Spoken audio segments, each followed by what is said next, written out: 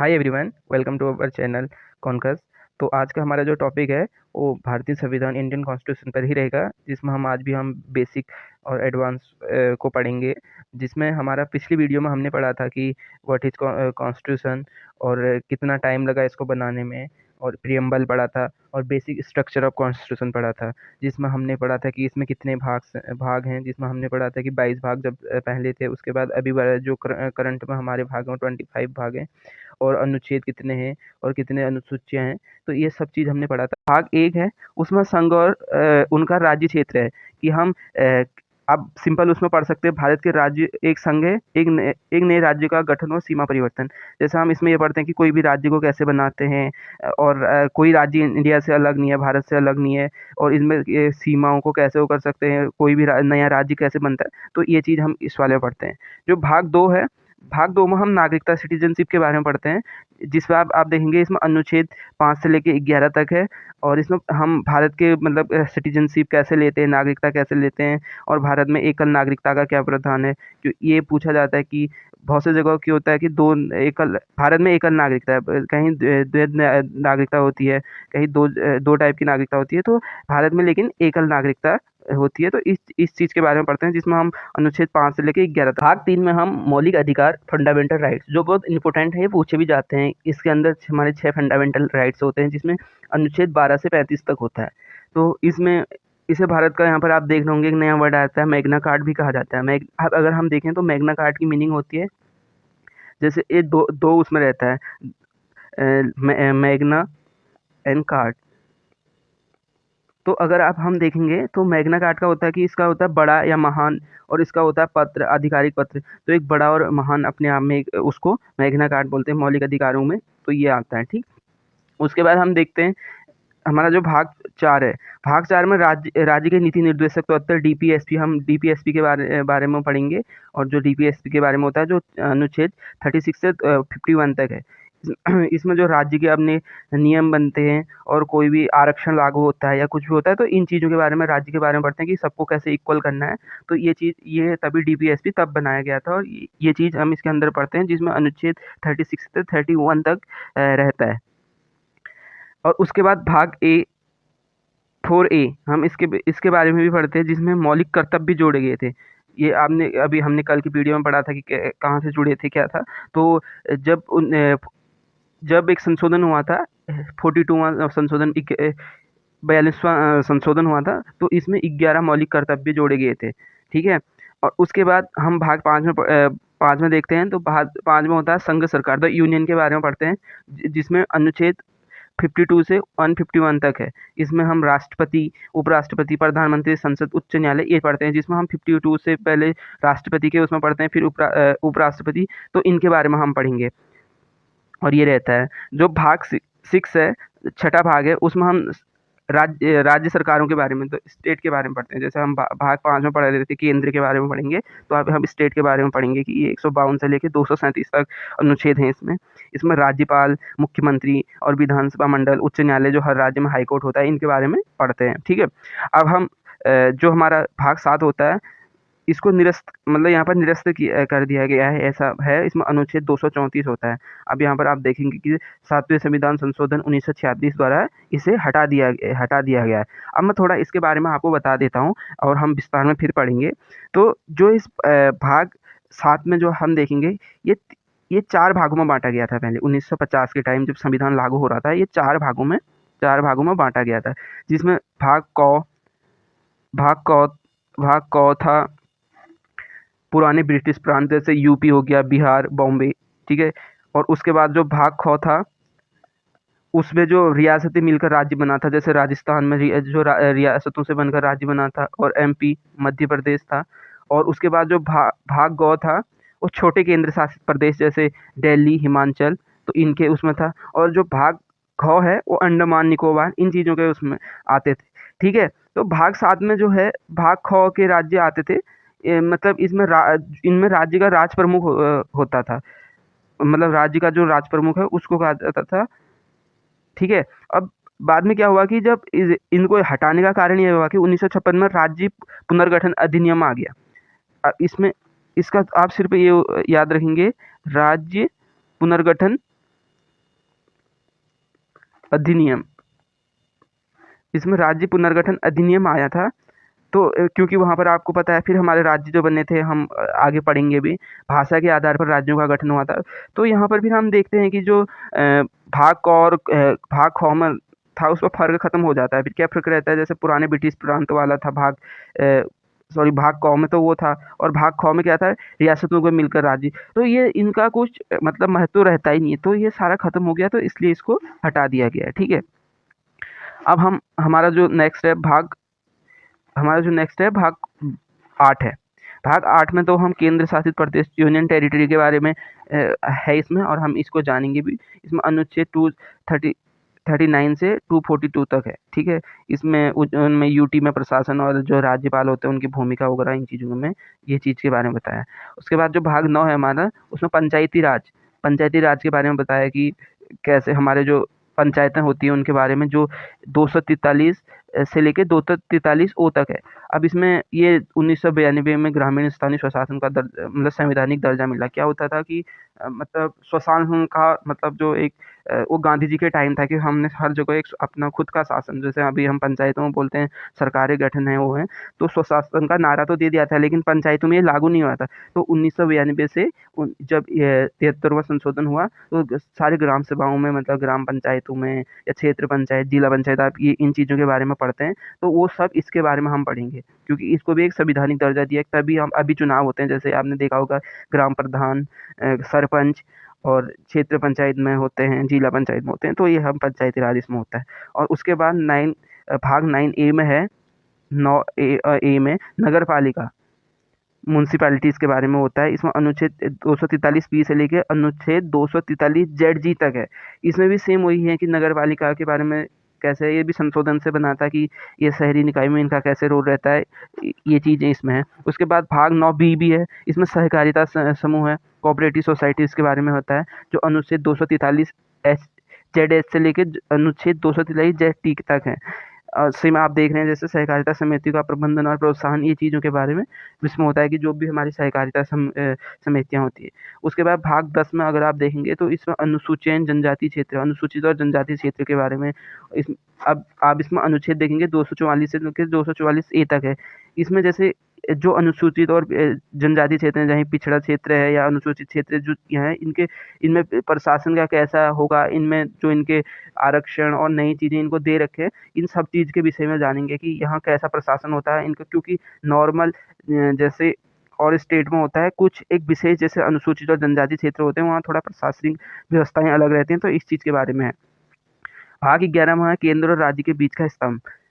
अब जिसमें विधायिका और प्रशासनिक शक्ति का विभाजन, मतलब केंद्र में और राज्य में आपसी तालमेल के बारे में है। इसको अनुच्छेद 245 से अनुच्छेद 263 के बीच में उसमें पढ़ते हैं। 12 है ये वित्तीय संपत्ति संविदाएं और बात, मतलब कोई भी ये राजस्व में जो हमारे अभी देखते हैं जमीन भूमि से और इन चीज़ों के बारे में जो हमको अधिकार मिला है, वो अनुच्छेद 264 लेकर 300A तक है। अब इसको आपके पास एक अच्छा मौका है कि आप एक शॉर्ट नोट्स के टाइप में इसको बना सकते हैं, और इससे जिससे आपको जल्दी याद रहे। ठीक है, अब भाग 13 में हम ये पढ़ते हैं भारत के भीतर का वाणिज्य, मतलब देश के भीतर कैसे स्वतंत्र व्यापार करने में क्या स्वतंत्रता है, उसमें क्या बंद तो नहीं है। जैसे अपना मतलब जो लोग व्यापार वगैरह करते हैं, तो इस चीज़ के बारे में पढ़ते हैं जो 301 से 307 के बीच होता है।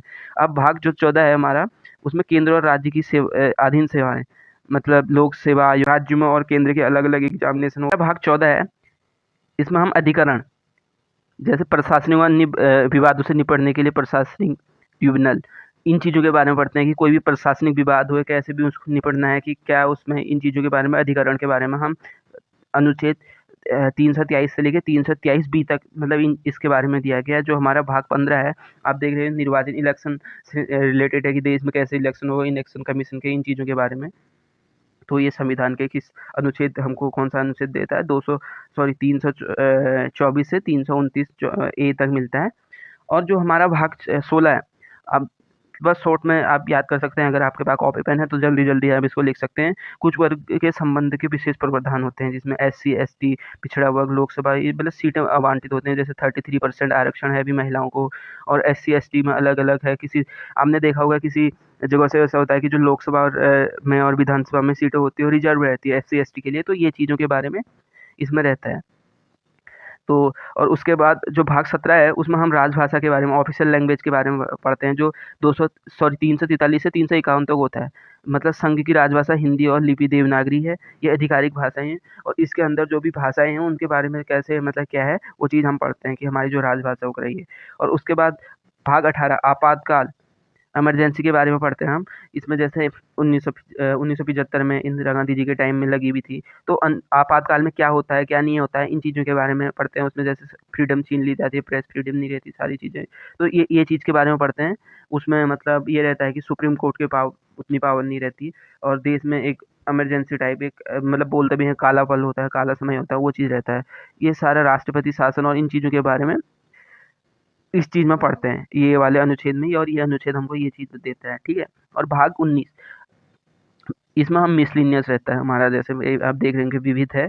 तो ये 361 से 367 तक हर एक टॉपिक बहुत अच्छा है, और हर एक भाग में मतलब नई नई चीज़ें। जैसे इसमें राष्ट्रपति और राज्यपाल से प्राप्त विशेष छूट और संरक्षण, तो इसमें यही चीज़ पढ़ते हैं कि राष्ट्रपति और राज्यपालों से क्या हमसे प्राप्त है, और विशेष छूटें और संरक्षण क्या क्या है, ठीक है। अब भाग 20 है जो संविधान का संशोधन, 368, और इसी के हिसाब से सारे हमारे संविधान के संशोधन होते हैं। जैसे हमने पढ़ा था कि आज तक हमारा संविधान 106 संशोधन हो चुके हैं 2023 तक।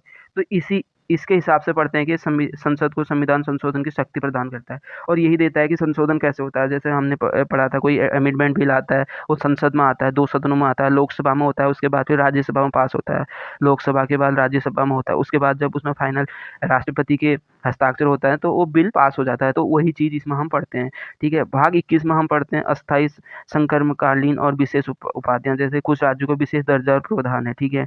जैसे हमने जैसे पहले अनुच्छेद 370 में था जम्मू एंड कश्मीर में, यहाँ पर देख रहे हो और भी राज्य होते हैं जिसमें कुछ कुछ विशेष प्रावधान होते हैं।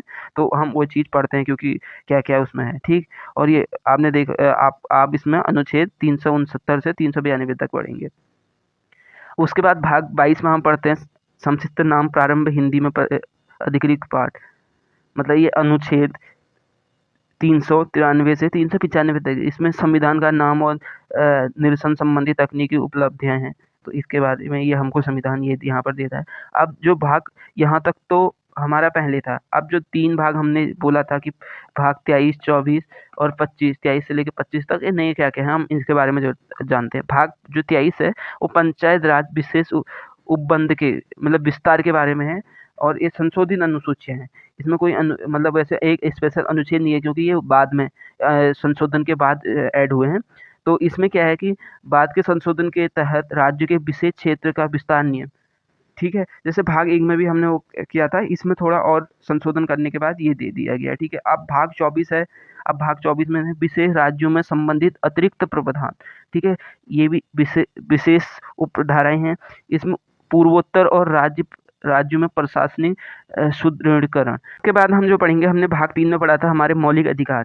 अब विस्तार में हम इसके बारे में जानेंगे। आप लोग जब हमको कमेंट करके बताएंगे कि हमको इसके बारे में विस्तार जानना है, कौन से भाग के बारे में, कौन से पार्ट के बारे में, किस अनुच्छेद के बारे में विस्तार से जानना है, तो हम वो जानेंगे। तो अभी हम बेसिक जान लेते हैं कि जैसे इसमें हमारा पहला अधिकार है समानता का अधिकार, जो अनुच्छेद 14 से 18 तक है। उसके बाद स्वतंत्रता का अधिकार है, जो अनुच्छेद 19 से लेकर 22 तक है। उसके बाद शोषण के विरुद्ध अधिकार है, जो 23 से 24 तक है। धार्मिक स्वतंत्रता का अधिकार, शिक्षा और संस्कृति से संबंधित अधिकार है, और संवैधानिक उपचारों का अधिकार, जो अनुच्छेद 32 में है।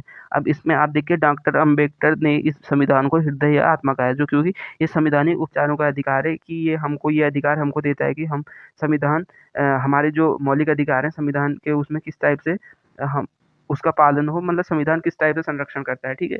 अब हम थोड़ा अनुसूचियों के बारे में पढ़ लेते हैं। तो हमने जैसे पढ़ा था हमारे इसमें 8 अनुसूचियां थी, मतलब यहाँ पर है संविधान से पूर्व में 8 हैं, और उसके वर्तमान में भी 12 हैं। अनुसूची जैसे आप हमने पढ़ाती था, जैसे अनुच्छेद होते हैं या कोई पार्ट होते हैं, उनके एक अंदर जो अनुसूची है एक टेबल टाइप में, इसमें मतलब एक ईजी है सरल बनाने के लिए अनुसूचियां ऐड की हैं। जैसे हमारी पहली अनुसूची है भारत के 28 राज्य 8 केंद्र शासित प्रदेश, मतलब ये चीज उसमें मिलेगा। दूसरी अनुसूची में राष्ट्रपति, राज्यपाल, लोकसभा अध्यक्ष, इनके वेतन और पेंशन भत्ते, इन चीजों के बारे में लिखा रहता है। तीसरी अनुसूची मंत्रिमंडल, संसद, विधायकों के शपथ और इनके प्रारूप होते हैं।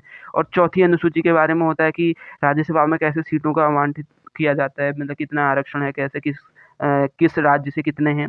और 5वीं जो अनुसूची है इसमें शेड्यूल एरिया और जनजातियों के बारे में कैसे नियंत्रण और उनका प्रावधान है। छठी अनुसूची में असम, मेघालय, त्रिपुरा, मिजोरम राज्य में जनजातीय क्षेत्र में प्रशासन का इस चीज़ के बारे में है कि कैसा-कैसा प्रावधान है उसमें।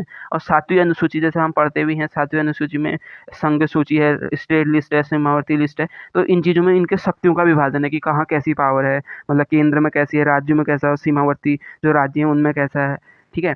और 8वीं अनुसूची जो हमारी है भारत की, मतलब इसमें 8वीं, आपने सुना भी होगा, 8वीं अनुसूची में जो हमारी 22 भाषाएं हैं जिनको मतलब संविधान में दर्जा मिला है, तो उनके बारे में दिया जाता है। और 9वीं अनुसूची है भूमि सुधारक, जमींदारी उन्मूलन और संबंधी, इसके बारे में है, जो ये जोड़ा गया था क्योंकि 8 तक पहले था, अब यहाँ से अमेंडमेंट के उसके बाद आया। तो पहले संविधान में यहाँ पर देखिए 1951 में जोड़ी गई थी, ठीक है। ये भूमि वगैरह इन चीज़ों के बारे में है।